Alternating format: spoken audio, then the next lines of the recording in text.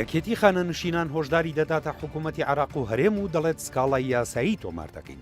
یەکێتی خانەنشینانی کوردستان ڕایگەیاندە گەر لە ماوەیەکی کەمدا بڕیاری دادگای فیدراڵی تایبەت بە هاوتاکردنەوەی موچەکانیان لەگەڵ موچەی خانەنشینانی عێراقدا جێبەجێ نەکرێت، ئەوە سکاڵا لەسەر سەرۆک وەزیران و وەزیری دارایی عێراق و هەرێم تۆمار دەکەن. ئەمڕۆ چوارشەممە مامۆستا سادق وتەبێژی یەکێتی خانەنشینانی کوردستان لە کۆنگرەیەکی ڕۆژنامەوانیدا ڕایگەیاند دوای تێپەڕینی زیاتر لە ساڵێک بەسەر بڕیارەکەی دادگای فیدراڵی عێراقدا بۆ هاوتاکردنەوەی موچەکانیان لەگەڵ خانەنشینی عێراق و چەند جارێک داواکردن لە حکوومەتی هەرێم بۆ جێبەجێکردنی بڕیارەکە و بەدەنگەوە نەهاتنیان دوو جار سەردانی بەغدایان کردووە و لەگەڵ سەرۆکی دەستەی گشتی خانەنشینانی عێراق و سەرۆکی دەسەڵاتی دادوەریدا کۆبوونەتەوە. وتەبێژەکەی یەکێتی خانەنشینان ئاشکرای کرد لە کۆبوونەوەکانیاندا سەرۆکی دەستەی گشتی خانەنشینی پێڕاگەیاندون ئەوان ئامادەن خانەنشینانی هەرێم لە خۆ بگرن، بەڵام دەبێت چەند خاڵێک لەگەڵ حکوومەتی هەرێمدا یەکلایی بکەنەوە و بەڵێنیشیان داوە لەگەڵ ئەنجومەنی نوێنەراندا لە پەیوەندیدا بن تاوەکو لە هەمواری یاسای بودجەی 2024دا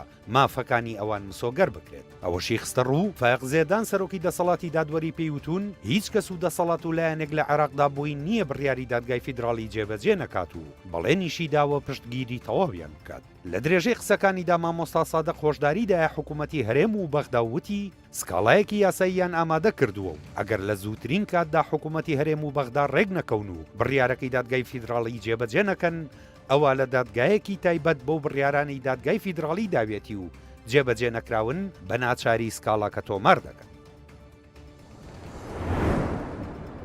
لە 4 ساڵدا نزیکەی 2000 بازرگانی مادەی هۆشبەر دەستگیر کراون. بەڕێوەبەرایەتی نەهێشتنی مادەی هۆشبەر لە هەرێمی کوردستان ئاشکرای کرد نزیکەی 2000 بازرگانی مادە هۆشبەرەکان دەستگیر کراون و زیاتر لە 4000 تۆمەتباریش دادگایی کراون. بە گوێرەی ئامارێکی بەڕێوەبەرایەتی نەهێشتنی مادەی هۆشبەر لە ماوەی زیاتر لە 4 ساڵی ڕابردوودا 8894 کەس بە تۆمەتی مادەی هۆشبەر دەستگیر کراون. لەو ژمارەیەش 1849 کەسیان بازرگان بوون و کڕین و فرۆشتنیان بە مادەی هۆشبەرەوە کردووە.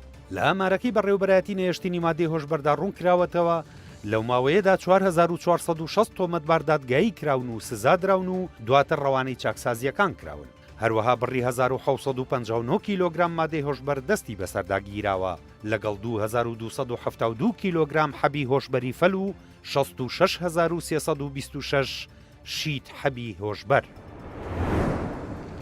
لە ماوەی 4 ساڵدا لە هەرێمی کوردستان 401 مۆڵەتی وەبەرهێنان دراوە.